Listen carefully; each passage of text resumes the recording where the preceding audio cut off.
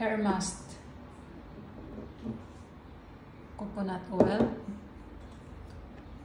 cornstarch, corn flour, and honey. So 2 tablespoons each item. Nakita ko lang to sa ano. I saw this one in Facebook, so I tried to my hair because my hair is very dry. So let's see what is the result. I let you know, guys. So you have to slow cook for the corn flour. Slow cook, it depends how thick your hair is. So you just, you know, estimate the amount of water and then put 2 tablespoons of this corn flour, and then the result is like this. So I mix everything here. After you boil the corn flour, so you have, this is the result. And then after you boil this one, after you cook this one around 2 to 3 minutes, and then you add all these 3 items, and then this is the result, guys. So I let you know what is the result on my hair. My hair is very bad, like this. I have a thick hair, but it's not good quality. It's very dry.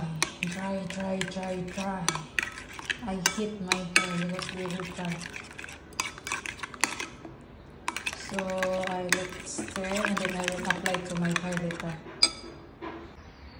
This is the quality of my hair, guys. It's very bad, huh? See? Yes, I have very bad hair because before I what this one,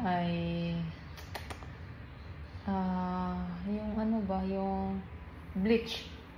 So this is the result now. It's not recovered.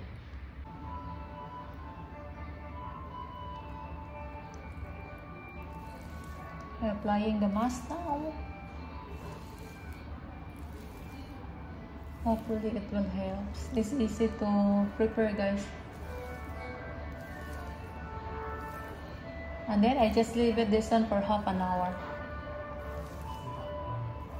1 hour or 1 hour or so. It should. Or it didn't.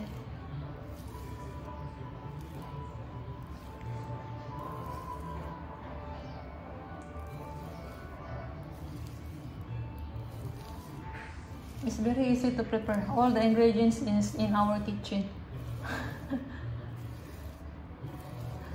In the Facebook, I saw they put the conditioner and sugar, but I don't have conditioner. I don't have sugar, so I just put honey and honey and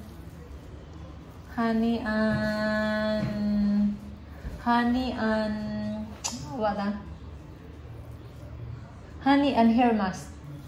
I think should be okay.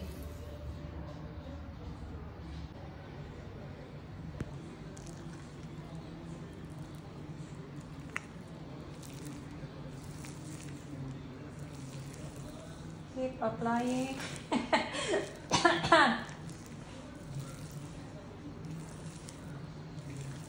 Let's see the result later. This way your hair becomes shining like ribbon. Homemade treatment.